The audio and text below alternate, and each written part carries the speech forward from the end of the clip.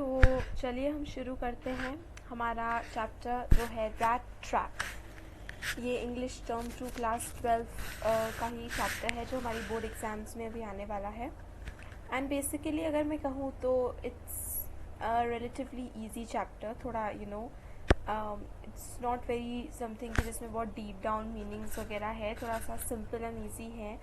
And basically इसमें हमें जो स्टोरी है वो है हमें जानना है। इसकी ऑथर है सेल्मा लेगरलॉफ। ओके, ये एक स्वीडिश राइटर थी, स्वीडिश यानी स्वीडन से थी, और उनके वर्क्स काफ़ी फेमस थे। उनके वर्क्स इसलिए इतने फेमस, मतलब इतने फेमस थे कि बहुत सारी और लैंग्वेजेस में उनके वर्क्स को ट्रांसलेट किया गया। जैसे कि देखिए, ये स्वीडिश लैंग्वेज से इसको इंग्लिश में कन्वर्ट करके हम पढ़ रहे हैं द रैट ट्रैप चैप्टर। उनके सभी कामों में, सेल्मा लेगरलॉफ के सभी कामों में हमें एक चीज़ कॉमन देखने को मिलती है कि सभी जितनी भी स्टोरीज़ या उनकी राइटिंग्स हैं उसमें हमें एक बिलीफ देखने का मिलता है that the essential goodness in a human being can be awakened through understanding and love.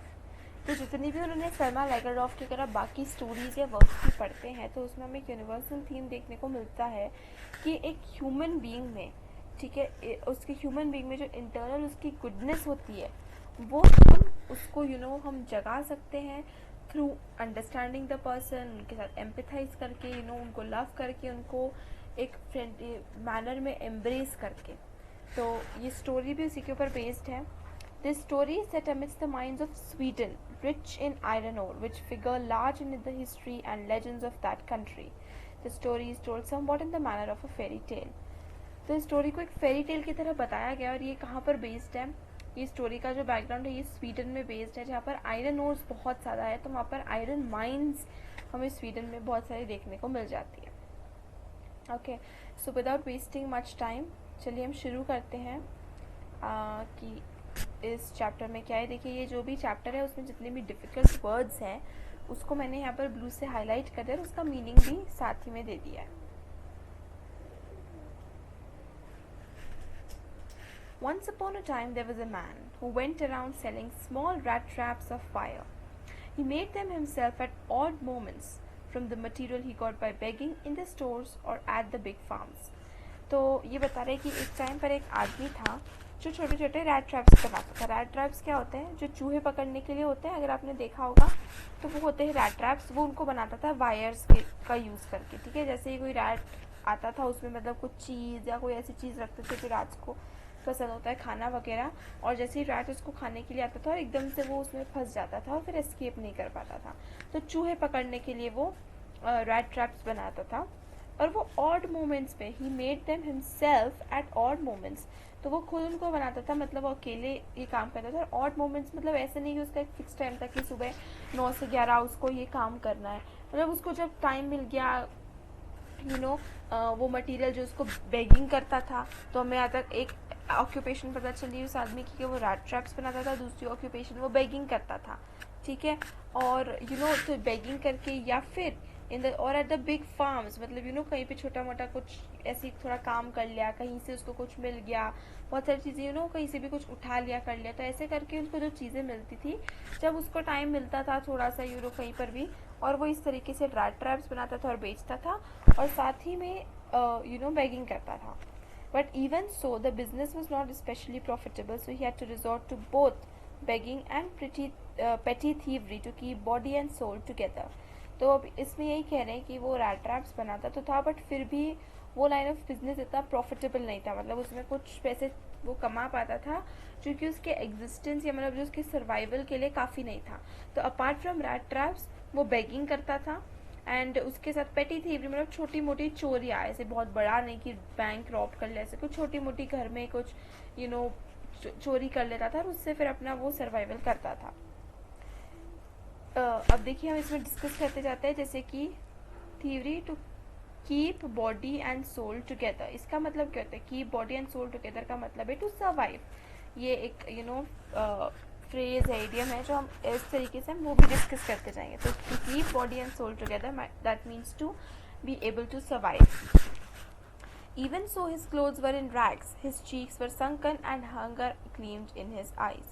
तो वो यही कह रहे कि वो मतलब रैट ट्रैप्स बेचता था, बेगिंग करता था, साथ ही साथ पेटी थीवरी भी करता था, चोरी भी करता था, वो बेगिंग भीख मांगने का काम भी करता था, वो चूहे पकड़ने वाले वो वो भी बनाता था, मशीन्स या जो भी उनको कहते हैं रैट ट्रैप्स।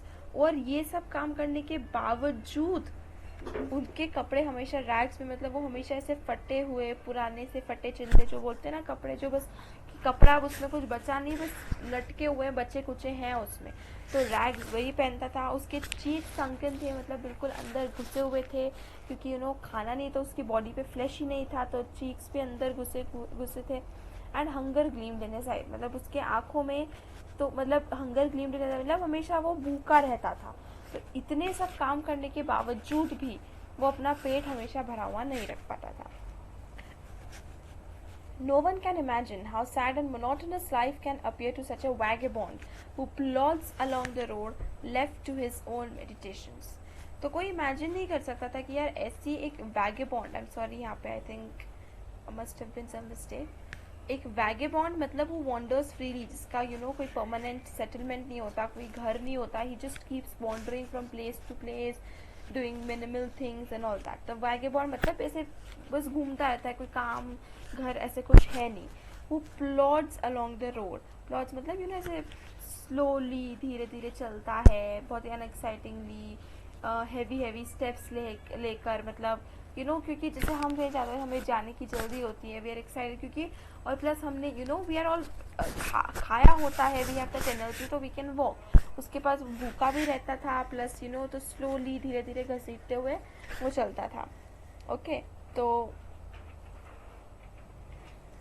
कोई इमेजिन नहीं कर सकता था कि यार ऐसे एक वैगेबॉन्ड के लिए, जिसका कोई घर नहीं है, कोई काम नहीं है, उसके लिए लाइफ कितनी सैड है, डिप्रेसिंग है और कितनी मोनोटनस है, क्योंकि उसके पास कुछ है ही। एवरी डे हर दिन उसको बस यही काम है, कभी कहीं भीख मांग ली, छोटी मोटी चोरी कर ली, रैट ट्रैप्स बना ली, उसको बेच दिए, पैसे मिले, कुछ खा पी लिया, नहीं हुआ भूखा सो गया, मतलब इस टाइप की उसकी लाइफ में कोई चेंज नहीं था, कोई बड़ा एक्साइटिंग कुछ एडवेंचर नहीं था।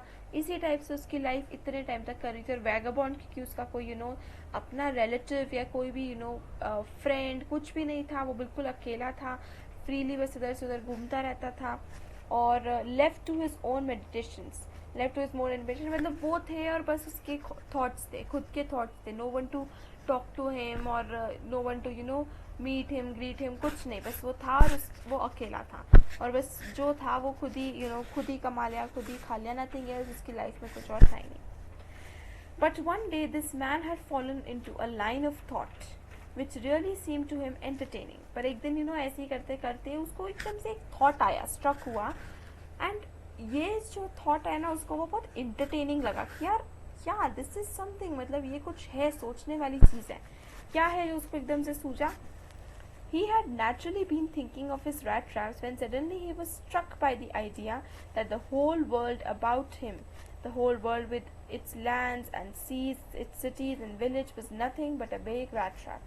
तो उसका क्योंकि काम था वही रैट ट्रैप्स के बारे में सोच रहा था कि अब मैं किससे बनाऊंगा, कहाँ से वायर लेकर, कुछ ऐसे रैट ट्रैप्स के बारे में सोच रहे थे। एकदम से थॉट आया, मतलब एकदम से दिमाग में स्ट्रक हुआ कि ये पूरा वर्ल्ड अबाउट हिम, इसमें लिखा है होल वर्ल्ड अबाउट हिम, मतलब अबाउट हिम मतलब ऐसा नहीं उसके बारे में पूरा वर्ल्ड, मतलब उसके आसपास जितनी भी वर्ल्ड है, जैसे कि पूरे जो इतनी बड़ी जो दुनिया है उसकी लैंड है, सी है, सिटीज़ है, विलेजेस है, पूरी दुनिया कुछ नहीं, बस एक पूरा रैट ट्रैप है। कैसे रैट ट्रैप है देखिए, it had never existed for any other purpose and to set baits for people, मतलब ये वर्ल्ड का कोई काम नहीं है, बस इसका यही काम है कि वो लोगों को बेट के काम से करें। बेट क्या होता है? बेट मतलब हम जो चारा देते हैं ना कि इससे मतलब जैसे कि हमने कुछ चीज़, रोटी, किसी का टुकड़ा रख दिया तो चूहा के खा रहा है, या मछली पकड़ते वक्त भी हम लोग दाना लगाते हैं, दैट इज़ अ बेट। ठीक है, किसी को फंसाने के लिए कोई चीज़ हम उसकी ग्रीड के लिए रखते हैं। तो वो ये बोले कि पूरा वर्ल्ड, उसके लैंड, सीज वगैरह जितनी चीज़ें, ये सिर्फ एक बेट है ताकि लोगों को वो अपने ट्रैप में फंसा सकें। कैसे देखिए, it offered riches and joys, shelter and food, heat and clothing exactly as the rat trap offered cheese and pork, and as soon as anyone let himself be tempted to touch the bait, it closed it on him, and then everything came to an end. तो ये बोलते हैं कि पूरा world जो है पूरा rat trap कैसे देखो, riches और joys बताता है कि you know earn money and इतने बड़े hotels and इतनी अच्छी clothes and cars and इतनी सारी चीज़ें, तो ये इस तरह की चीज़ें ऑफ़र करता है, जॉयज़, वाटर पार्क जाना, कपड़े खरीदना, शॉपिंग, ऑल दीज थिंग्स. वो शेल्टर एंड फूड ऑफ़र करता है. कितना अच्छा लगता है कि हम गर्मी में ऐसे अच्छे एसी में आकर बैठे, अच्छा अच्छा खाना खाए, ठंडा ठंडा आइसक्रीम एंड बर्फ़ का गोला, या ठंडियों में अच्छा गरम गरम खाना खाए. हीट एंड क्लोथिंग, मतलब ये हीट और क्लोथिंग ठंडियों में भी जब हम करते हैं कितनी हमें वार्मथ और कितनी हैप्पीनेस लगती है, कितना एक अलग ही फीलिंग मिलती है. और ये बिल्कुल ऐसा ही रैट ट्रैप है जैसे कि हम एक चूहे को पकड़ने के लिए चीज़ या पोर्क एक टाइप का मीट होता है. ओके, तो जैसे कि हम चीज़ या पोर्क को रखते हैं चूहेदानी में, मतलब रैट ट्रैप में, तो चूहा क्या होता है, उसको उसकी स्मेल से एकदम अट्रैक्ट होता है और उसको खाने के लिए आता है.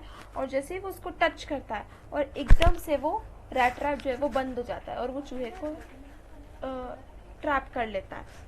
तो ये बिल्कुल ऐसा ही है कि पूरा वर्ल्ड जो है वो ऐसे ही लोगों को अपनी अलग अलग रिचेज एंड जॉयज में उसके साथ टेम्प्ट करता है, तो ताकि लोग आए उसकी टेम्पटेशंस में, उस बेट को टच करें, मतलब उसमें कहीं ना कहीं एंगेज हो जाए कि आज हम क्या कर रहे हैं, हम क्यों पढ़ रहे हैं, हमारा क्या वो है, वी वॉन्ट टू स्टडी ताकि हमें अच्छे मार्क्स मिले, अच्छे मार्क्स मिलेंगे तो अच्छे कॉलेज, अच्छा कॉलेज तो अच्छी फिर जॉब, अच्छी जॉब तो अच्छे पैसे, सेटल लाइफ, फिर हम घर खरीदें, all these line of thoughts. तो ये सब जो है वो यही बोलते हैं कि ये सब बेट है, ये सिर्फ हमें दिखाया जा रहा है, हमें ऐसा वो करा जा रहा था कि हम इसके ग्रीड में आकर के हमें ऐसा मिलेगा वैसा मिलेगा, इस तरीके से हम इसकी ग्रीड में आके फंसते जाते हैं अंदर, और ये वर्ल्ड जो है वो फिर हमें ट्रैप कर लेती है और फिर सब कुछ एकदम एक एंड पे आ जाता है. The world had, of course, never been very kind to him, so it gave him unwanted joy to think ill of it in this way. ठीक है, तो वो यही कहते कि यार देखिए वो अकेला था, बिल्कुल अकेला रहता था, उसके साथ कोई नहीं था, तो एक तरीके से, और फिर उसके बाद गरीबी बहुत थी, भूखा रहता था, इतनी चोरी भी कर रहा है, बेगिंग कर रहा है, इतने सब के बाद भी वो अपना पेट तक भर नहीं पाता था, कपड़े तो थे नहीं, रैग्स में घूमता था. तो इस वजह से मतलब वर्ल्ड, और उसको जैसे कि ऐसे लोगों को हम ट्रीट भी ऐसे ही करते, राइट, कोई भी आता है तो मतलब जाओ जाओ यहाँ से, डोंट कम नियर अस, इस तरीके से ट्रीट करके भगा देते हैं. तो वर्ल्ड ने उसके साथ भी बहुत अच्छा ट्रीट, मतलब जितने भी लोगों से वो मिला है वो उसको इसी तरीके से निगलेक्ट कर देते थे, उसके साथ बहुत काइंड तरीके से, फ्रेंडली तरीके से नहीं बिहेव करते थे. तो इस वजह से वो जब ऐसी चीज़ें देखते कि तो पूरी दुनिया बुरी है, एक माया जाल है, सबको फंसा रही है, तो इस तरीके से सभी चीज़ों का एक बुरे तरीके से सोचता था, और उसको उससे बहुत खुशी मिलती थी कि यार हाँ यही सही है, मतलब इसी तरीके से कि ये तो सब बुरा है और सब सब उसमें फंसते जा रहे हैं, सब मतलब बस पैसा कमा रहे, ये करे वो करे, वो सब दुनिया का ये पूरी उसका और उसका वर्ल्ड की ये बस चाल है सब लोगों को फंसाने के लिए and all that. It became a cherished pastime of his during many dreary plottings, to think of people he knew who had let themselves be caught in the dangerous snare, and of others who were still circling around the bait. तो dreary मतलब depressing, डल मतलब बहुत कुछ हो नहीं रहा है moment में, बहुत ही डिप्रेसिंग सा, बोरिंग सा मोमेंट है. प्लॉटिंग्स मतलब यही बहुत ही धीरे धीरे भूख के मारे हैवी हैवी स्टेप्स लेके चलना, बस टाइम काटना एक दूसरे के जाने के लिए. स्नेयर मतलब एक ट्रैप, एक जाल या चाल जो भी बोलो. तो वो यही, जब वो ऐसे सोचता था, जब उसे पता चलता कि यार ठीक है, उसने सपोज किसी से कुछ पैसे मांगे, उसने पैसे भीख में नहीं दिया, उसको पता है कि यार ये आदमी अच्छा नहीं, इसने मैंने उससे पैसे मांगे, बेग करा, हमें वो दे नहीं रहा है. ऐसे होता है ना हमारे साथ भी कि हम मना करते कि नहीं जाओ यहाँ से, हमें नहीं देना पैसे वैसे कोई. तो ये सोचता है कि जब ऐसे लोगों को देखता है, वो सोचता है कि अच्छा हुआ इनके साथ, तो बहुत अच्छा हुआ कि ये भी इस जाल में फंसते जा रहे हैं, और कि इतने डेंजरस से ट्रैप में फंसते जा रहे हैं. और खुशी होती थी कि यार बाकी बहुत सारे लोग हैं जो अभी भी उसके अराउंड सर्कल कर, उन्हें मिल नहीं रहा है, मतलब वो कहीं ना कहीं ट्राई करते जा रहे हैं. तो ये उसका एक बहुत ही चेरिश्ड, बहुत ही अच्छा पास्ट है, मतलब वो उसके ऐसे ड्रेरी प्लॉटिंग्स, डिप्रेसिंग डल मोमेंट्स में वो ऐसे ही बस घूम रहा है, वॉन्डर कर रहा है फ्रीली. तो इस टाइम में वो इन चीज़ों के बारे में बहुत सोचता था कि अच्छा हुआ उसके साथ, तो ऐसा हुआ, अच्छा हुआ वो तो उसको तो समझ ही नहीं है. आई नो दैट मुझे पता है कि कितनी बड़ी एक सब चाल है, बट वो तो बस इस चाल में फंसते जा रहे हैं. One dark evening, as he was trudging along the road, he caught sight of a little grey cottage by the roadside, and he knocked on the door to ask shelter for the night. Trudging मतलब walking heavily, मतलब heavily से मतलब क्योंकि वो of course भूखा था, तो बहुत heavy steps लेके अपने आप को जैसे पैर घसीट रहा था, उस तरीके से अपने आप को बस घसीट के ले जाता. तो एक थोड़ी सी शाम का वक्त था, शाम हो चुकी थी. और ये पूरी स्टोरी जो है ना, ये दिसंबर के उसमें सेट है. 20 दिसंबर, 21, 22 दिसंबर, इस टाइम का अराउंड क्रिसमस का टाइम है. ये 2-3 डेज बिफोर क्रिसमस का टाइम है. तो थोड़ी सी शाम हो चुकी थी, अंधेरा हो चुका था. उसको बिल्कुल रोड के कोने में एक कॉटेज दिखता है, छोटा सा ग्रे कॉटेज, मतलब छोटा सा एक कॉटेज दिखता है. बहुत ही सिंपल और ऑनेस्ट सा कॉटेज दिखता है. और वो जाकर उसके दरवाजे पे खटखटाता है और वो उनसे पूछता है कि प्लीज़ आप अपनी कॉटेज में मुझे एक रात के लिए रुकने दो, क्योंकि मेरे पास कोई घर नहीं है रहने के लिए. तो नॉक करते हुए बोलता है. नॉर वॉज ही रिफ्यूज्ड, मतलब उसने वो उनसे मतलब पूछा, रिक्वेस्ट करी कि आप प्लीज़ क्या मुझे एक रात के लिए यहाँ पर रहने दे सकते. तो उसको रिफ्यूज़ल नहीं मिला. मतलब उसको जो भी ओनर थे कॉटेज को बोला कि अच्छा हाँ राइट, आ जाओ अंदर, you can stay here and all that. Instead of the sour faces which ordinarily met him, the owner, who was an old man without wife or child, was happy to get someone to talk to in his loneliness. तो मतलब immediately कोई ऐसे होता था कि कोई किसी से पूछा था कि प्लीज़ आप ये हेल्प कर दो, मुझे ये दे दो, मुझे आज रात के लिए रुकने दो, थोड़े पैसे दे दो, इस टाइप से. तो एकदम से लोग सार फेसेस मतलब खट्टे चेहरे नहीं, बट सार फेसेस से मतलब इस तरीके से बुरी शक्ल बना देते कि ओ जाओ यहाँ से, तुम तो इतने गंदे हो, या प्लीज़ हमारे पास, इस तरीके से कुछ ना कुछ उसका बुरी तरीके से ट्रीटमेंट करते थे. लेकिन इंस्टेड यहाँ के ओनर ने क्या करा, जो कि एक थोड़ा सा बूढ़ा आदमी था, उसकी कोई वाइफ नहीं थी, कोई बच्चा नहीं था. तो वो बेसिकली वो खुद अकेले एक कॉटेज में रह रहा था और गुजारा कर रहा था. तो उसने हैप्पीली उनको अंदर आने दिया. यार चलो, उसको भी लगा कि चलो मैं इतने टाइम से अकेला ही रह रहा हूँ, तो मुझे भी कोई कंपनी मिल जाएगी, कोई मिल जाएगा जिसके साथ मैं बात कर सकूँ. तो उसने उसको अंदर आने दिया और हैप्पीली अंदर आने दिया. कोई ऐसे मुंह नहीं बनाया कि कौन आ गया या हेल्प करनी पड़ेगी, all that. He was happy to help me. Immediately he put the porridge pot on the fire and gave him supper. Then he carved off such a big slice from his tobacco roll that it was enough both for stranger's pipe and his own. तो उसने फटाफट happily करके उसको welcome किया. और जैसे आया तो पॉरेज मतलब खाने का जो दलिया वलिया जो उस टाइप वो डिश वो लोग खाते हैं, पॉरेज जिसे बोलते हैं.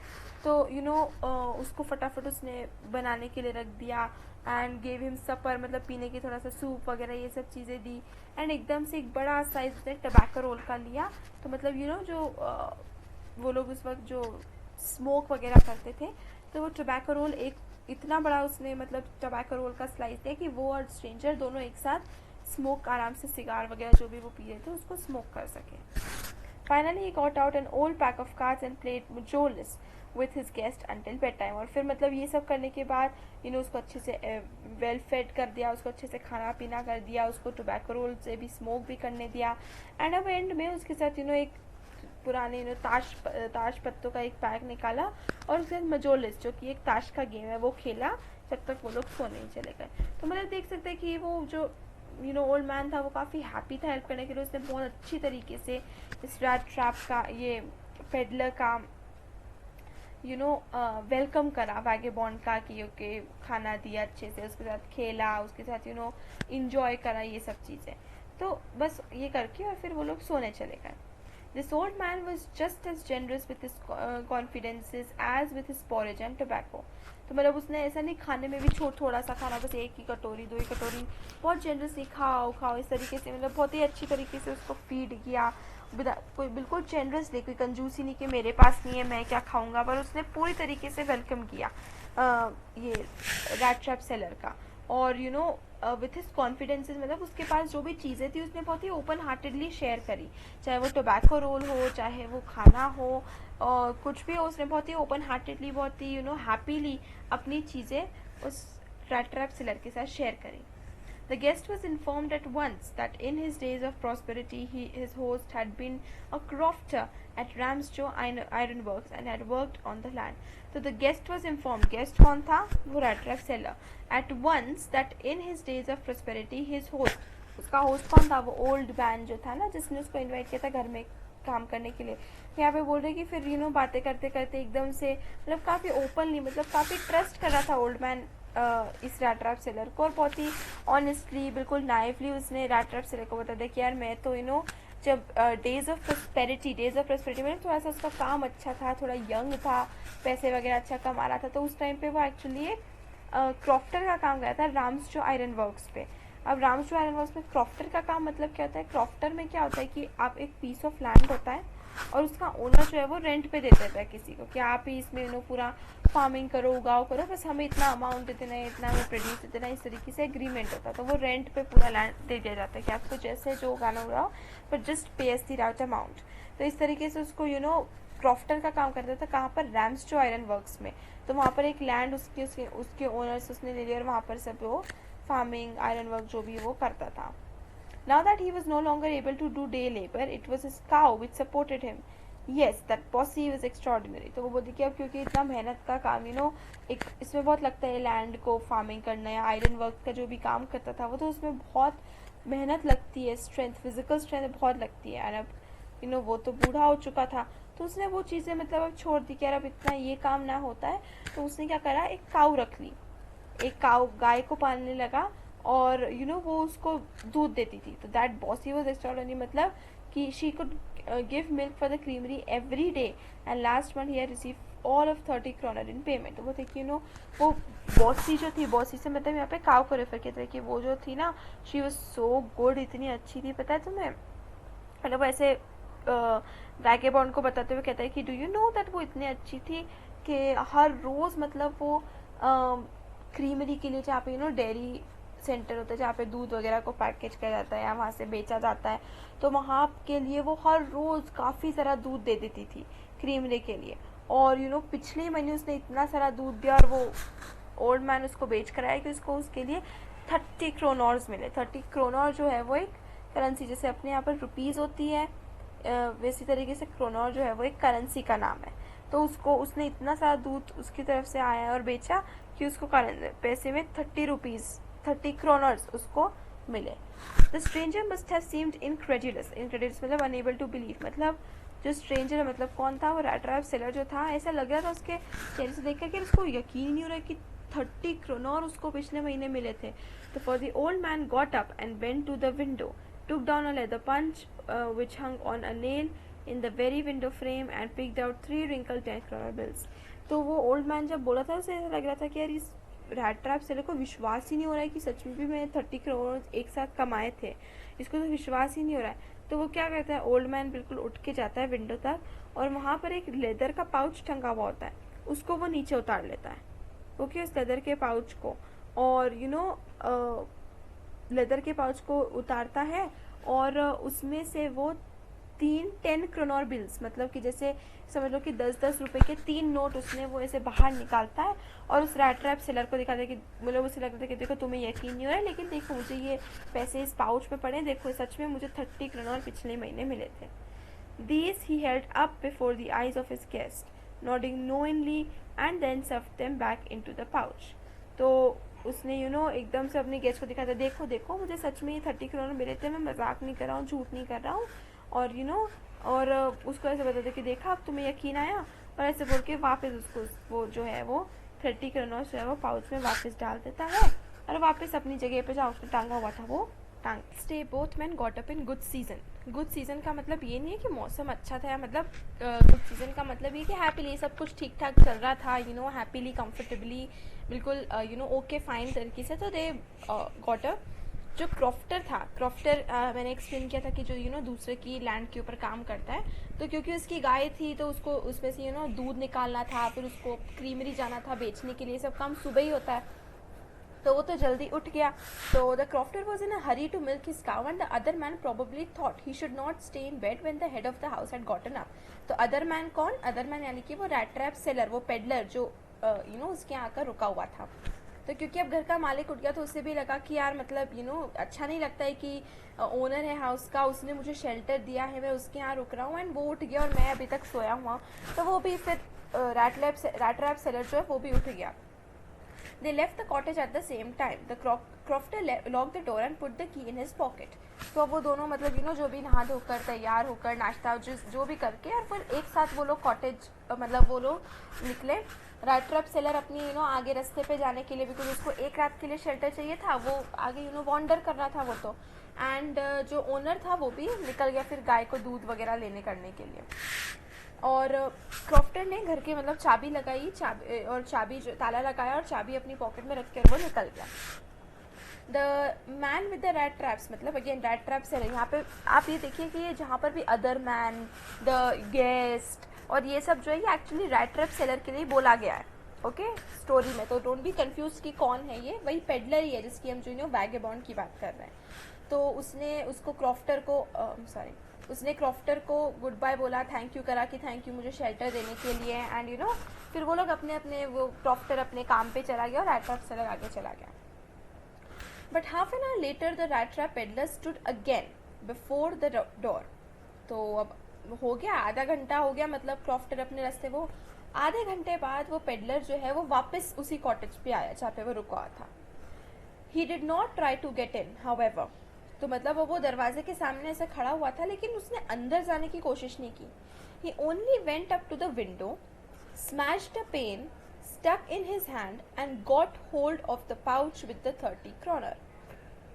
तो मतलब वो दरवाजे पे जाके खड़ा तो हुआ लेकिन वो दरवाजे से अंदर नहीं गया, उसने अंदर जाने की कोशिश नहीं की. वो खिड़की पे गया, उसने खिड़की का कांच तोड़ा, अपना हाथ अंदर करा और अंदर से जो पाउच खिड़की के पास टंगा हुआ था ना, जो क्रॉफ्टर ने दिखाया था कि यार देखो ये 30 क्रोनर बिल्स मुझे सच में मिले हैं, ये 30 क्रोनर्स, तो वो पाउच उसने निकाला और उसमें से 30 kroner जो ही took the money and thrust it into his own pocket. thrust मतलब उसको निकाल के उसने अपनी जेब में रख लिए. जो 30 kroner क्रॉफ्टर ने वो पेडलर को दिखाए थे. Then he hung the leather pouch very carefully back in its place and went away. तो फिर वो उसने वो पैसे निकाले, वो पाउच को वापस अपनी जगह टांग दिया और बस वो वहाँ से निकल गया. अब देखिए यहाँ पर ये बात हो रही है कि आप देखिए वो जो पेडलर था उसने कितनी केयरफुली ये सब काम करा. उसने दरवाज़ा आगे से तोड़ के घुसने की कोशिश नहीं की ताकि कोई उस पर शक ना करे, कोई उसको देख नहीं ले. सिंपल से उसने कांच तोड़ा, पाउच में से पैसे निकाले और पाउच वापस वहाँ पे टांग दिया. अब उसका मतलब क्या, देखो अगर जो ओनर जो क्रॉफ्टर है अगर वो कॉटेज मतलब वापस अपने घर आता भी है तो वो क्या देखेगा कि यार ये कांच टूटा हुआ है तो शायद कुछ पत्थर वगैरह लग गया होगा, इस वजह से कांच टूटा होगा या कुछ भी. वो ये चीज़ मतलब उस गैस नहीं कर पाएगा कि यार वो पाउच में से कोई पैसे निकाल के चला गया, कि पाउच भी वहीं पर टंगा हुआ है. तो ये पेडलर ने काफ़ी केयरफुली और चालाकी से पैसे चुरा लिए और अब लंबे टाइम तक उसको क्रॉफ्टर को शक भी नहीं होगा क्योंकि उसका पाउच वहीं पे टंग रहा है. किसी ने घर में घुसने की कोशिश नहीं की, बस एक कांच छूटा हुआ है जो कि बहुत रीजंस की वजह से हो सकता है. कोई भी सोचेगा कि यार शायद कोई पत्थर किसी ने मार दिया, कोई हैवी चीज़, कांच टूट गया. तो वो बहुत ही चालाकी से उसने अपना चोरी की और फिर वो वहाँ से चला गया. As he walked along with the money in his pocket, he felt quite pleased with his smartness. उसे अपने अंदर ही जैसे वो जा रहा था उसने पैसे चुरा के, उसे लगा कि मैं कितना होशियार हूँ, मतलब मैंने कितनी होशियारी से किसी को शक भी ना हो, किसी को पता भी ना चले और मैंने बस पैसे चुरा के और अब मैं चला गया, किसी को पता भी नहीं चलेगा कि भाई मैंने पैसे चुराए हैं या कुछ करा है. He realized, of course, that at first he dared not continue on the public highway, but must turn off the road into the woods. तो अब उसे लगा कि यार ये बात है, मैंने पैसे चुराए हैं, अब मुझे पब्लिक हाईवे मतलब जो कॉमन रास्ता है जहाँ से सब लोग आते जाते हैं उस रास्ते पर अब मुझे नहीं चलना चाहिए और मुझे ना मतलब रोड से अलग होकर जंगल के रास्ते के थ्रू जाना चाहिए ताकि कोई मुझे देखे ना. और ऐसा इसीलिए क्योंकि किसी को शक ना हो, भाई ऐसा ना हो कि कोई बोल दे कि हाँ मैंने उसको इस रास्ते पे जाते हुए देखा होगा, तो किसी को शक हो जाए कि इसीलिए पैसे चुराए होंगे. तो उसने यही करा कि मैं पब्लिक हाईवे जो कॉमन रोड है जो सभी लोग यूज़ करते हैं उसको यूज़ ना करते हुए जंगल के रास्ते से जाऊँ तो कोई मुझे स्पॉट ना करे, मैं छुपा हुआ रहूँ.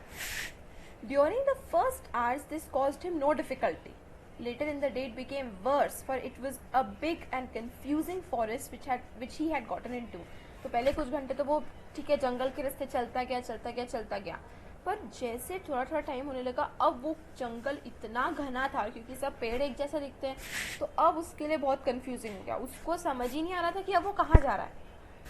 He tried to be sure to walk in a definite direction, but the paths twisted back and forth so strangely. He walked and walked without coming to the end of the wood, and finally he realized that he had only been walking around in the same part of the forest. तो मतलब पहले उसने सोचा कि अब मैं इससे सीधे सीधे सीधे सीधे चलते जाऊंगा, लेकिन उसे रियलाइज ही नहीं हुआ कि वो एक्चुअली सीधे सीधे नहीं, इधर उधर गोल गोल घूमे जा रहा था, और वो जंगल का अंत ही नहीं आ रहा था. मतलब उसे बाद में जाके बहुत एक बार दो बार वो रिपीटेडली घूमता गया, तब जाकर उसको इस बात का रियलाइज़ हुआ कि वो एक्चुअली गोल गोल गोल एक ही पार्ट ऑफ द फॉरेस्ट में चक्कर लगाया जा रहा है. तो वो एक एंड से दूसरी एंड में जा जाते हुए गोल गोल गोल घूम के एक ही एरिया में वो घूमे जा रहा है. ठीक है, तो all at once he recalled his thoughts about the world and the rat trap. Now his own turn had come. He had let himself be fooled by a bait and had been caught. तो अब याद है वो पहले सोच रहा था कि कैसे पूरी दुनिया एक रैट ट्रैप है, ये रिच जॉय खाना पीना कपड़े घर वगैरह इन सब चीज़ों से लोगों को ल्योर करती है, और लोग उसके पीछे पीछे भागते हैं, एंड कैसे वो अपने इसमें फंसाता है और ये करता है.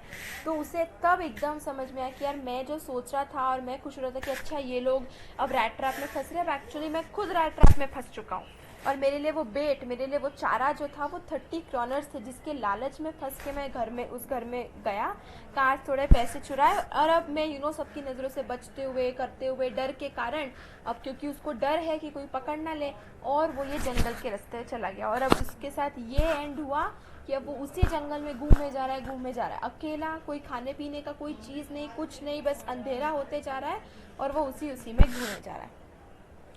Or the whole forest with its trunks and branches, its thickets and fallen logs closed in upon him like an impenetrable prison from which he could never escape. तो पूरा जो घना जंगल था, उसकी मोटी मोटी पेड़ के तने जो थी, क्योंकि जंगल में तो बहुत बड़े पेड़ होते हैं, उसके ब्रांचेस इतने फैले हुए घना जंगल है, उसके थिकेट्स यानी बहुत घने घने बुशेस, मतलब पूरी तरफ जंगल आपको पता है ना कैसा है, और उसकी गिरे हुए पेड़ वगैरह, जंगल आपको सीन पता है कैसा है. तो closed in upon him, closed in मतलब ऐसा लग रहा था कि वो उसके अंदर घुस रहे हैं, क्योंकि सब उसको इतना एक तरीके से सफोकेशन टाइप होने लगा था. और लाइक एन इम्पेनेट्रेबल प्रिजन, मतलब ऐसा प्रिजन जिससे वो बाहर ही नहीं निकल सकता था. वो एक ऐसे जंगल में आके फंस चुका था, ऐसे जेल में आके फंस चुका था कि बस उसकी वो उन्हीं 4 दीवारों में जैसे कि कैद हो गया, और वो उससे अब बाहर ही नहीं निकल सकता है. तो उसको अब ये ऐसी जो है वो फीलिंग होने लगी थी. और अब मैंने आपको याद है बताया था कि ये 22-23 इस लेट दिसंबर, क्रिसमस अराउंड के टाइम की बात है. तो it was late in December, darkness was already descending over the forest. Of December का टाइम था, ठंड बहुत बढ़ रही थी, और ठंड के दिनों में अंधेरा जल्दी हो जाता है. तो अब danger and increased also his gloom and despair. अब अंधेरा बढ़ते जा रहा था, अकेला जंगल में वो घूमे जा रहा है, कोई खाने पीने की कोई चीज़ नहीं है, कोई लोग ही नहीं है. तो इसकी वजह से खतरा तो डर तो था ही सही, भाई जानवर है, कैसा इतना घना जंगल है, वो रात को कहाँ रुके, ठंड इतनी बढ़ रही है, और साथ ही उसके ग्लूम एंड डिस्पेयर, मतलब अब वो दुखी होते जा रहा था, वो हिम्मत हारते जा रहा था, क्योंकि उसे लग रहा था कि बस अब इस जंगल से मैं बाहर नहीं निकल पाऊंगा. Finally, he saw no way out, and he sank down on the ground, tired to death, thinking that his last moment had come. अब इतना घूमने के बाद, इतना ट्राई करने के बाद, अब वो भूख के मारे हिम्मत हार चुका था, सब करते हुए ज़मीन पे गिर पड़ा. और उसने यही सोचा कि मतलब वो इतना थक गया कि बस उसको यही लगा कि बस अब ये मेरा लास्ट मोमेंट है, अब मेरी डेथ, मतलब हो गया, मेरा काम ख़त्म, क्योंकि अब सब ख़त्म हो चुका है, खाने पीने का नहीं है, इतना अंधेरा हो रहा है, ठंड अलग इतनी लग रही है, उसने सिंपल रैग्स पहने हुए हैं, थक चुका है चल के, उसको समझ नहीं आ रहा है बाहर कैसे निकलो. तो बस अब वो ज़मीन पे गिर गया कि बस अब सब कुछ ख़त्म. But just as he laid his head on the ground, he heard a sound, a hard regular thumping. तो जैसे ही वो ज़मीन पे गिरा और उसने अपना सर जो है वो ज़मीन पे ऐसे लगाया, तो उसको कान में से ठक मतलब एक थम्पिंग मतलब ऐसे ठप ठप की आवाज़ आने लगी ज़मीन में से.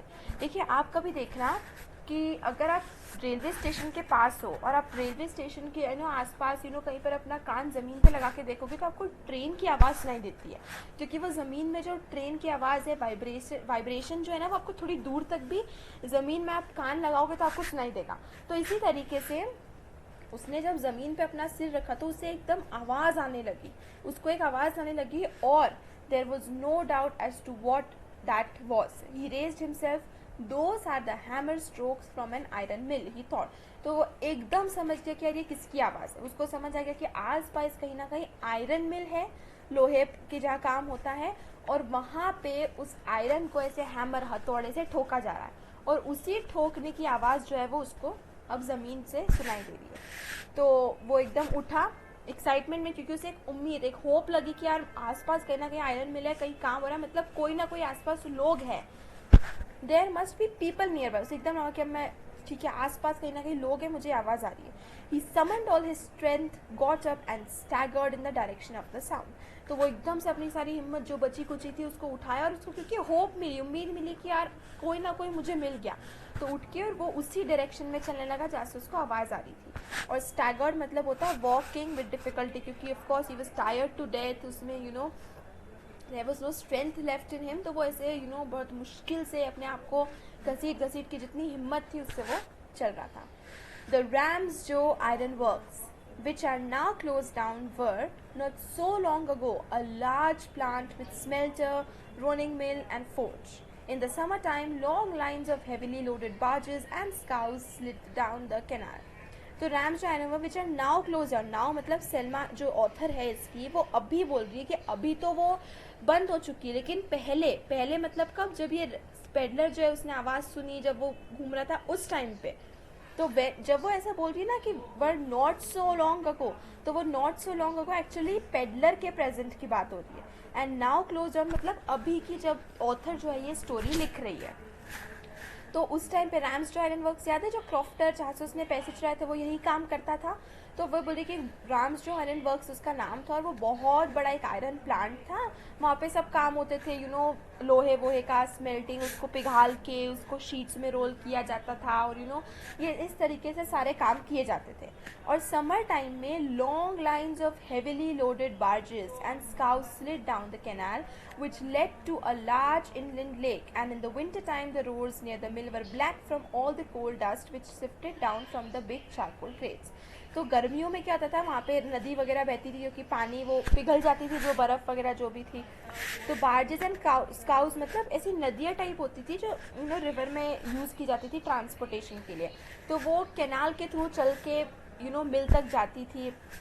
और ठंडियों में ऐसा होता था कि जो भी, क्योंकि वो कोयले से उसमें आग लगाते हैं ना, स्मेल्टिंग में जो भी फायर का काम होता है लोहे को पिघालने के लिए, वो कोयले का यूज़ करते हैं।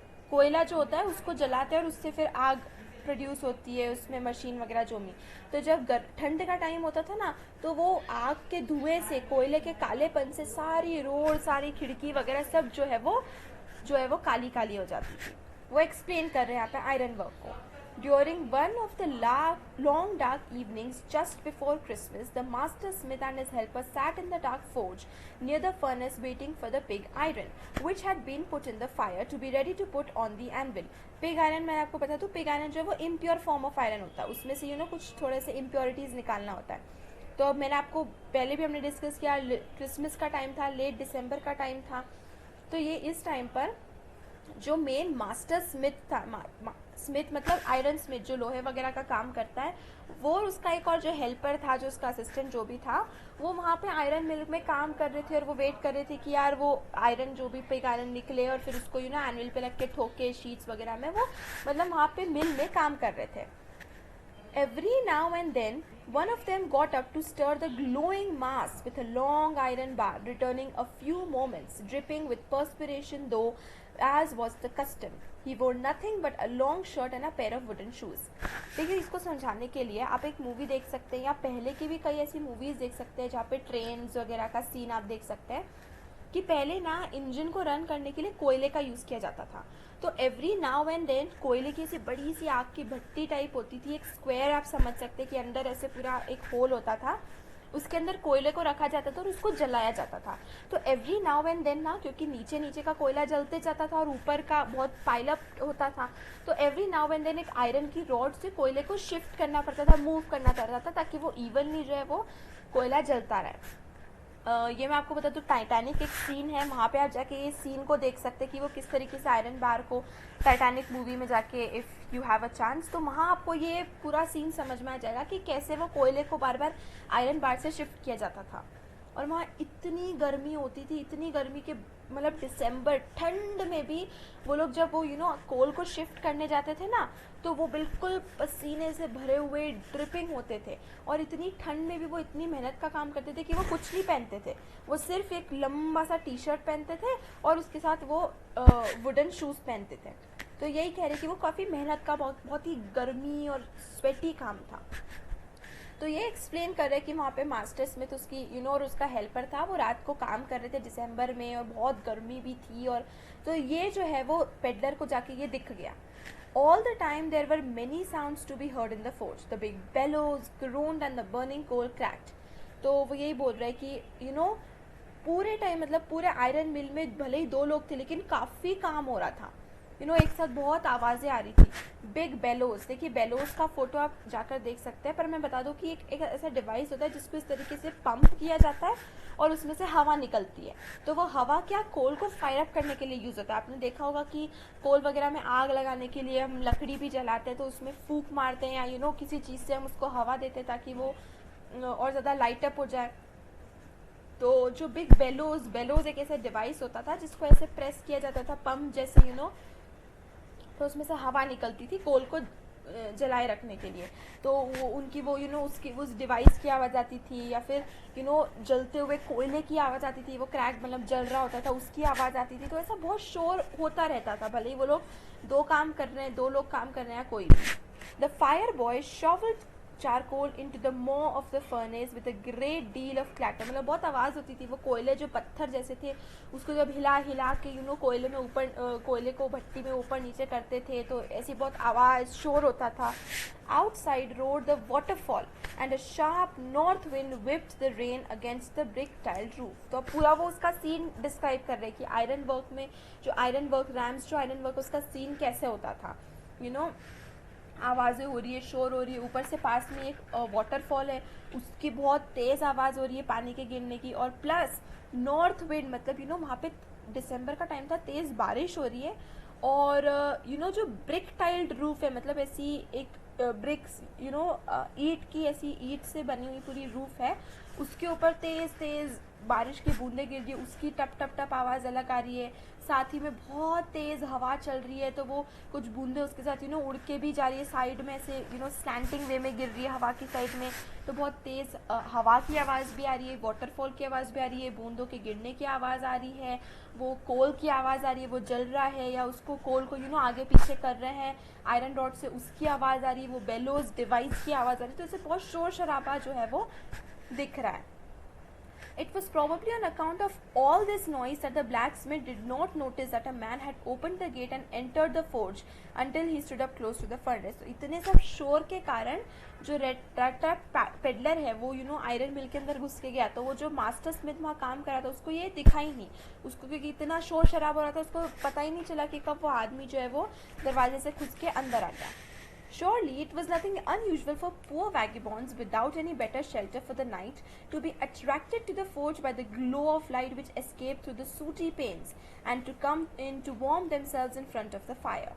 तो ये जो बात थी कि वो वैगेबॉन मतलब रैटर पेडलर जो है वो मास्टर स्मिथ के सामने आके खड़ा हुआ, तो वो आयरन स्मिथ ब्लैक स्मिथ जो था वो शौक या कुछ ऐसा नहीं था, क्योंकि बहुत यूजुअल सी बात थी, जो गरीब लोग जिनके पास रहने के लिए कोई जगह नहीं है, वैगेबॉन जो वॉन्डर करते रहते हैं, तो वो लोग जब अंदर आग जलती हुई देखते हैं और ऐसे लगता है कि इतनी ठंड में है, ठंड है बाहर और अंदर ऐसी आग जलते हुए देखते तो उससे अट्रैक्ट हो कि थोड़ी सी गर्मी मिल जाएगी, थोड़ी सी वार्मथ मिल जाएगी, कुछ लाइट है इतने अंधेरे में, तो उसको अट्रैक्ट होके वो लोग मिल में रुकने के लिए आ जाते थे फोर्ज में कि थोड़ा सा उनको एक रात के लिए शेल्टर मिल जाए।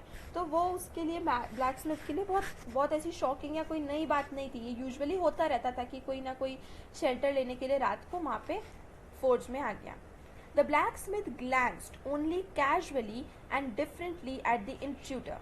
ठीक है, तो मतलब उसको बहुत ही नॉर्मल सी बात थी क्योंकि कोई बहुत नई बात तो नहीं थी, तो कैजुअली उसको एकदम देखा और बिल्कुल ऐसे इनडिफरेंटली, मतलब कोई जैसे उसको ज़्यादा फर्क नहीं पड़ा, तो उसको इस तरीके से बस उसको एक बार देख लिया और कोई उसका रिएक्शन नहीं, उससे कुछ बात नहीं, कुछ नहीं, इस तरीके से उस ब्लैक स्मिथ ने उसको बस देखा कि जैसे कि बस ठीक है खड़ा है वो। He looked the way people of his type usually did, with a long beard, dirty, ragged, and with a bunch of rat traps dangling on his chest। तो उसने उसको देखा ब्लैक स्मिथ ने, तो वो पेडलर जो है वो जैसे कि बाकी उस टाइप के लोग दिखते थे उसी तरीके से दिख रहा था, बिल्कुल ही गंदा सा था, लंबी दाढ़ी थी क्योंकि नहाया धोया नहीं था, उसको शेव कहाँ से करेगा, खाने को है नहीं तो वो शेव वगैरह तो कर नहीं सकता, तो बाल भी गंदे हो रहे हैं लंबे, अच्छी दाढ़ी है, काफ़ी गंदा हो रहा है, रैग्ड मतलब फटे चिंदे से कपड़े बस पहने हुए हैं, एंड कुछ ऐसे रैट ट्रैप्स उसने अपने गले से टांग रखे थे कि जो भी मौका मिले उससे कोई खरीद ले, ऐसे हो जाए। तो मतलब यूजुअल जैसे बाकी सब लोग दिखते थे उसमें कुछ नया नहीं था, वो वैसे ही पेडलर जो है वो बिल्कुल वैसे ही दिख रहा था, और इसी कारण से ब्लैक स्मिथ, क्योंकि ऐसे बहुत सारे लोग आते थे तो कहीं काफ़ी उसको स्पेशल अटेंशन या कुछ ऐसे नहीं, उसको बस एक बार ग्लांस करके ठीक है कि आ गया, बस ऐसे करके उसने एक्नॉलेज कर लिया। He asked permission to stay and the master blacksmith nodded a haughty consent without honoring him with a single word. तो वो रैटर पेडलर ने उससे परमिशन ली कि क्या मैं रात को यहाँ रुक सकता हूँ ऐसे। तो जो ब्लैक स्मिथ था उसने हॉटीली मतलब हॉटी मतलब एरोगेंटली, बिल्कुल उसको भावना देते हुए कि उसको ऐसा लग रहा था कि वो उससे काफ़ी सुपीरियर है एंड उससे बड़ा है, इस तरीके से एरोगेंटली जो है उसको बस एक नॉट कर दिया, उसने एक वर्ड तक नहीं बोला कि हाँ रुक जाओ, बस ऐसे थोड़ी सी गर्दन हिला दी, नॉट कर दिया कि हाँ रुक जाओ इस तरीके से। तो काफ़ी वो उसको ऐसे लो फील मतलब तरीके से देख रहा था कि ये तो बहुत छोटा है, या ऐसे अपने आप को सुपीरियर मान रहा था ब्लैक स्मिथ जो है। तो अब ठीक है, पेडलर के पास कुछ और चॉइस तो था नहीं, और यूजुअली ब्लैक स्मिथ जो है वो पेडलर जैसे लोगों को इसी तरीके से ट्रीट करते थे। The tramp did not say anything either. तो वो ट्रैम्प जो था मतलब जो वैगेबॉन्ड, अब आप प्लीज़ ध्यान रखिए क्या क्या अलग नामों से उसको बोला जाए, ट्रैम्प हो गया, वैगेबॉन्ड हो गया, रैट ट्रैप सेलर हो गया, पेडलर हो गया, वॉन्डरर हो गया, इस तरीके से अलग अलग नामों से पूरे चैप्टर में उसको बोला गया। तो ट्रैम्प मतलब कि वो हमारा रैट ट्रैप पेडलर, उसने भी कुछ नहीं बोला कि वो भी क्या बोलेगा, मतलब उसको इस तरीके से उसने बस सिर हिला के बोल दिया, सिर हिला दिया कि ठीक है परमिशन दे दी रुक जाओ, तो उसने भी कुछ नहीं बोला, और वो बस वहाँ पे he had not come there to talk but only to warm himself and sleep। तो वो भी उसका भी पेडलर था, वो उसके पास कुछ था नहीं, बट स्टिल उसकी खुद की सेल्फ रिस्पेक्ट भी थी। ऐसा नहीं कि वो बातचीत करने, घुलने मिलने, फ्रेंडशिप करना है, उसको सिर्फ और सिर्फ रात को कहीं रुकने के लिए शेल्टर चाहिए थी कि इतनी ठंड में बाहर उसको कहीं वार्मथ मिल जाए, वो सो जाए कर जाए, बस उनको उनसे और कुछ नहीं चाहिए था। तो बस इतना ही, उसने भी कुछ नहीं बोला और इस तरीके से सेटल हो गया। In those days, the Ramshaw iron mill was owned by a very prominent iron master, whose greatest ambition was to ship out good iron to the market.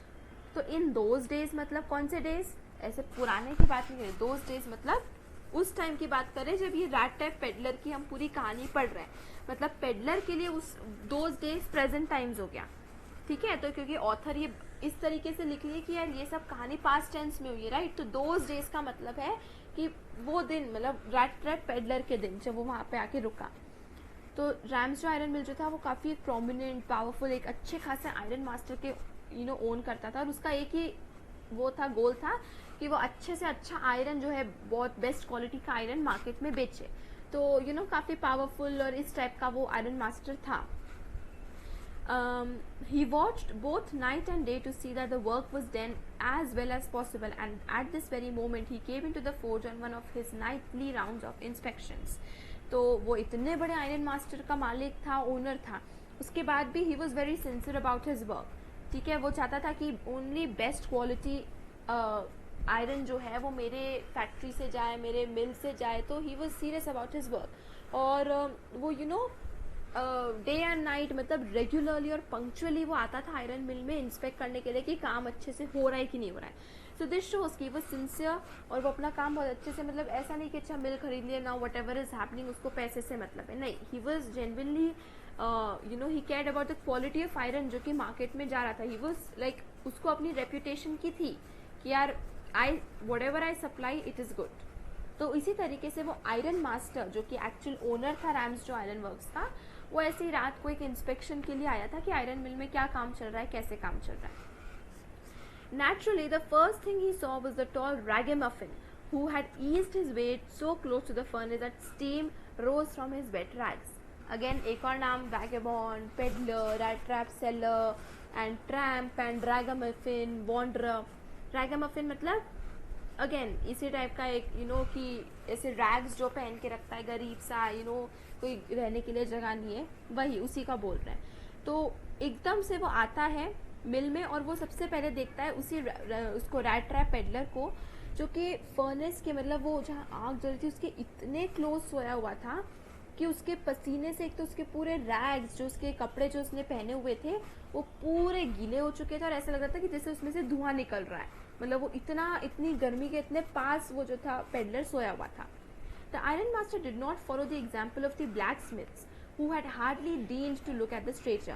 तो हमने देखा कि वो ब्लैक स्मिथ उसको कैसे ट्रीट कर रहे थे, मतलब उसको कुछ बोला तक नहीं, उसकी तरफ बस एक बार देखा एंड बस सिर हिला के उसको परमिशन दे दी कि तुम यहाँ रुक जाओ, उसको इस तरीके से ट्रीट किया।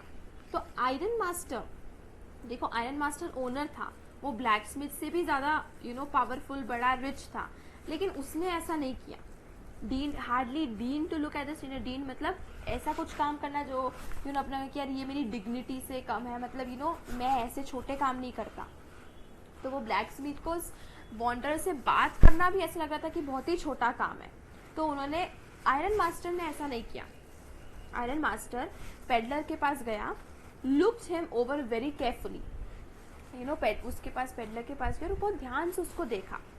Then tore off his slouch hat to get a better view of his face।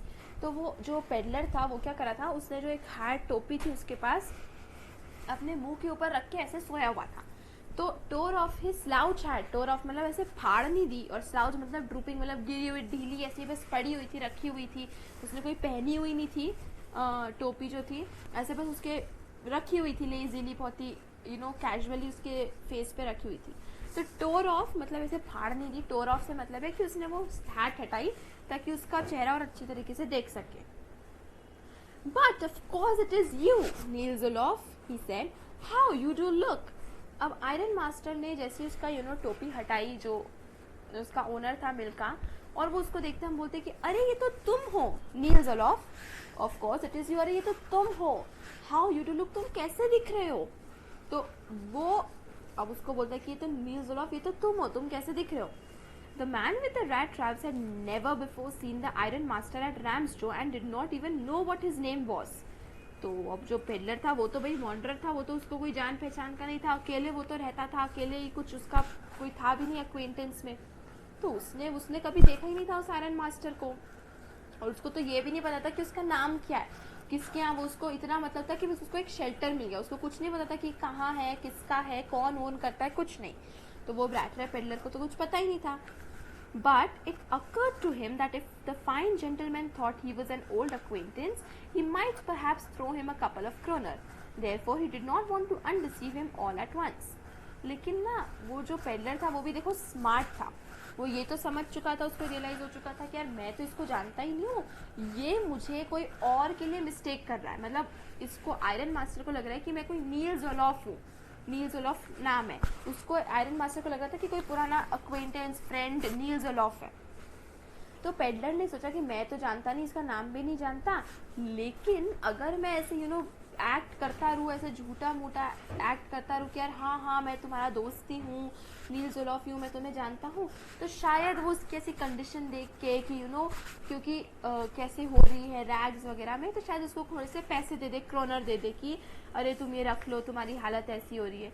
तो वो उसको अनडिसीव, मतलब एकदम से वो उसको सच नहीं बताना चाहता था कि मैं तुम जो समझ रहे हो मैं वो नहीं हूँ। Yes God knows things have gone downhill with me, he said. तो वो रैट ट्रैप पेडलर स्मार्ट था, वो भी उसके साथ आ गया कि हाँ यार मतलब भगवान ही जानते कि मेरे साथ इतना बुरा कैसे हो गया, मेरे साथ इतना बुरा हो गया, सब चीज़ें उल्टी सीधी हो रही है मेरे साथ। You should not have resign from the regiment, said the iron master, that was the mistake. If only I had still been in the service at the time, it never would have happened. Well, now of course you will come home with me.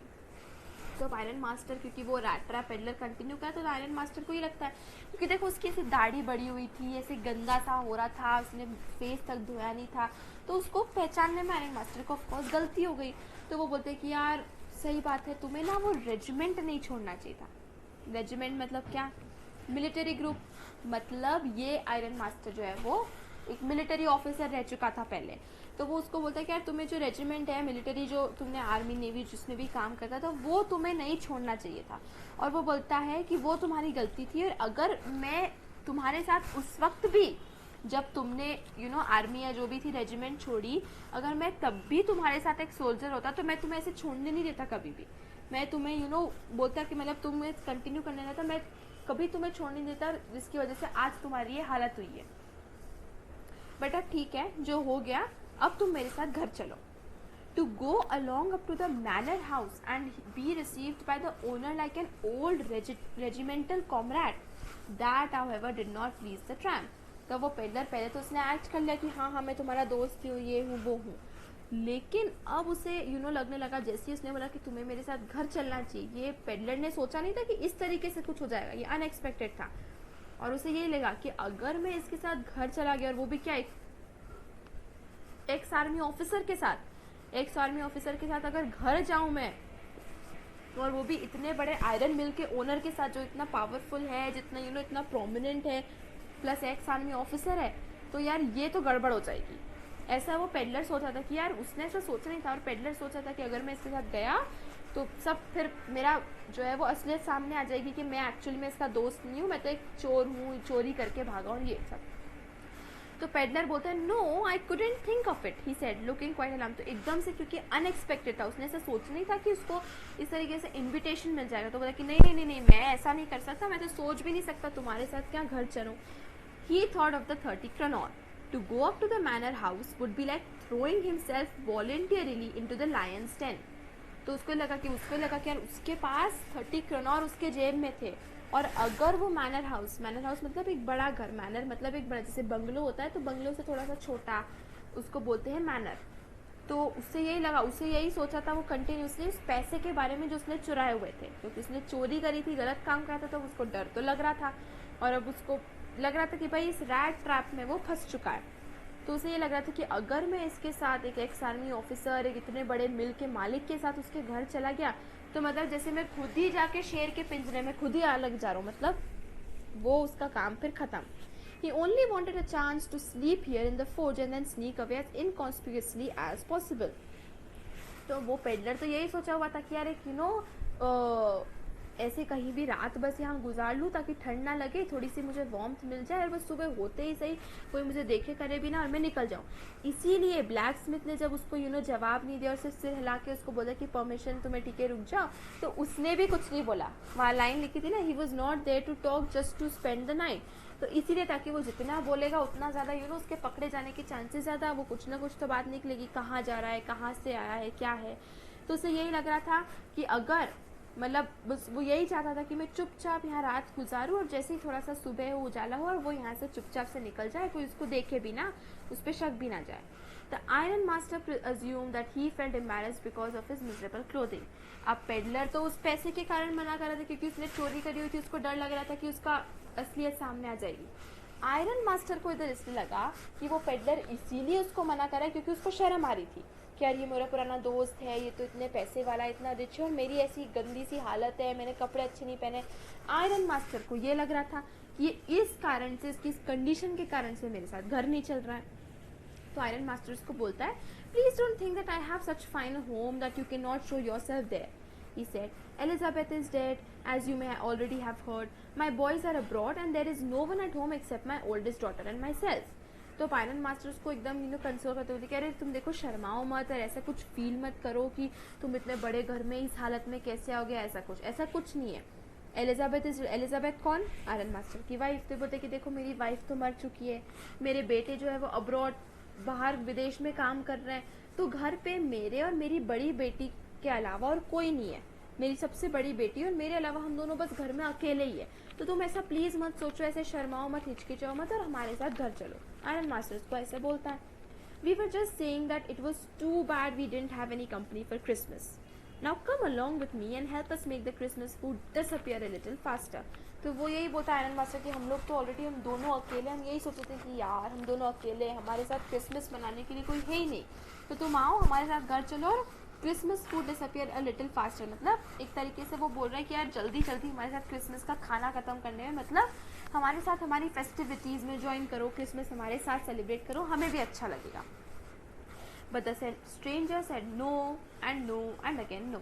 And the Iron Master saw that he must give in. तो वो कितना भी iron master बोले कि तुम चलो, हम अकेले हैं, हमें खुशी होगी, तुम शर्माओ मत, हम दोनों अकेले, हम चाहते हैं कि तुम हमारे साथ आओ, क्रिसमस मनाओ, हमारे साथ कंपनी मिल जाएगी, और इतनी बोलने की सब कोशिश करता रहा। लेकिन क्योंकि वो पेडलर को तो पकड़े जाने का डर था, तो वो तो मना करता कि नहीं मैं नहीं चलूँगा, मैं नहीं चलूँगा। और आयरन मास्टर को लगा कि फाइनली बस मुझे हार माननी पड़ेगी, क्योंकि ये तो मान ही नहीं रहे घर चलने के लिए।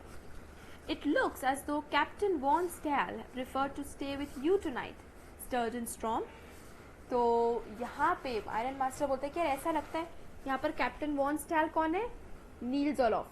कौन? मतलब आयरन मास्टर उस पेडलर को समझ रहा है कि वो उसका पुराना फ्रेंड कैप्टन वॉन स्टैल है, और वो अभी तो कैप्टन नहीं, क्योंकि उसने मिलिट्री मतलब छोड़ दी थी रेजिमेंट, लेकिन वो उसको अपने पुराने नाम से रेफर कर रहा है। तो आयरन मास्टर बोलता है कि यार ये यहाँ पे स्टर्जन स्टॉर्म कौन है, जो वो ब्लैक स्मिथ काम कर रहा था ना वहाँ पे। तो आयरन मास्टर बोलता है कि यार ऐसा लगता है कि ये कैप्टन ने तुम्हारे साथ सोचा है कि तुम्हारे साथ ही वो रात गुजारेगा। तो उसने वो ब्लैक स्मिथ को बोला, और फिर टर्न ऑन हिज हील मतलब वो एकदम पीछे मुड़ के जाने लगा। But he laughed to himself as he went away, and the blacksmith who knew him understood very well that he had not said his last word. और अब वापस मुड़ के किया, हाँ मतलब लगता है कि ये कैप्टन जो है वो तुम्हारे साथ ही रहना चाहता है स्टर्न स्ट्रॉन्ग। ऐसे हंसते हुए और मजाक के तरीके से वो मुड़ के और जाने लगा। लेकिन जो ब्लैक स्मिथ था उसको समझ गया था कि यार अभी ये नहीं, वो अपनी मास्टर को जानता था कि इतनी आसानी से वो गिव अप नहीं करते, और अगर कोई चीज़ ठान लेते हैं वो करके रहते हैं। और उनकी डेमीनर से वो समझ गया था कि अभी ख़त्म नहीं हुआ है, वो उस पेडलर को घर लेकर ही जाएंगे। It was not more than half an hour before they heard the sound of carriage wheels outside the forge, and a new guest came in. But this time it was not the Iron Master. बस मतलब iron master गया ही था, और आधा घंटा भी नहीं हुआ था, और उनको एक कैरेज की आवाज़ आई। कैरेज मतलब टांगे की आवाज़ आई, जिससे उस टाइम पे वो लोग ट्रैवल करते थे। तो बस आया ही से, और एक नया गेस्ट मिल में आया, लेकिन इस बार वो आयरन मास्टर नहीं था, कोई और आया। He had sent his daughter, apparently hoping that she would have better powers of persuasion than he himself. तो अब इस बार आयरन मास्टर ने तो कोशिश कर ली पेडलर को मनाने की, लेकिन आयरन मास्टर की तो बात मानी नहीं पेडलर ने। तो इस बार आयरन मास्टर ने अपनी बेटी को भेजा। तो उसे लगा कि यार मेरी बेटी जो है वो ज़्यादा उसको मना पाएगी कि तुम हमारे साथ घर चलो, हमारे साथ घर रखो, क्योंकि उसकी बात तो उसने मानी नहीं। तो उसने इस बार अपनी बेटी को भेजा कि तुम जाओ और कैप्टन को घर लेकर आओ, वो मेरी बात नहीं मान रहे। She entered, followed by a valet. Valet मतलब एक सर्वेंट जो उसको कैरेज से लेकर आया, उनका ड्राइवर भी कम असिस्टेंट सर्वर वगैरह। Carrying on his arm a big fur coat, एक बड़ा सा फर, क्योंकि ठंड बहुत थी तो एक बड़ा सा फर कोट एनिमल फर से बना हुआ जो कोट रहता था, तो उस टाइम पे वही रशिया में उसमें वेयर करते थे, पहनते थे। तो वो अपने साथ वैले जो है वो कैरी करा हुआ था। She was not at all pretty, but seemed modest and quite shy. तो यहाँ पे वो दिखा रहा है कि वैले है, कैरेज है, बड़ा सा फर कोट है, मतलब अच्छे रिच है, ठीक है, अच्छे खासे वेल ऑफ है। जो डॉटर थी वो बिल्कुल प्रिटी नहीं थी, उसमें कोई ऐसे अट्रैक्टिव से फीचर्स नहीं थे, but seemed modest and quite shy, मतलब बहुत प्रिटी नहीं थी, लेकिन फिर भी इसको ऐसा नहीं था कि बहुत प्राउड है कि इतनी बड़ी ओनर की बेटी है, इतना सारा पैसा है, ऐसा कुछ नहीं, बिल्कुल down to earth, modest, simple और बहुत शाय, बिल्कुल शर्माती हुई सी कि बहुत ज़्यादा ऐसी नहीं लग रही थी। जो यूजुअली रिच जो लोग होते हैं वैसी वो लग नहीं रही थी। In the forge, everything was just as it had been earlier in the evening. The master blacksmith and his apprentice still sat on their bench, and the iron and charcoal still glowed in the furnace. तो पहले जैसे iron master मिलके गया था बिल्कुल वैसा ही था, या इसके पहले जो था कि वो ब्लैक स्मिथ जो है वो वही बैठा हुआ था, उसका हेल्पर उसके काम कर रहा था, और बहुत आयरन और कोल के जलने की वजह से काफ़ी लाइट एक शाइन कर रही थी, धुआं। आप देखना कभी कोल जब जल रहा होता है तो ऐसे रेड सी लाइट, जैसे बल्ब जलता है उस तरीके से लाइट आती है। The stranger had stretched himself out on the floor and lay with a piece of pig iron under his head and his hat pulled down over his eyes. तो बिल्कुल सेम था, पर जो स्ट्रेंजर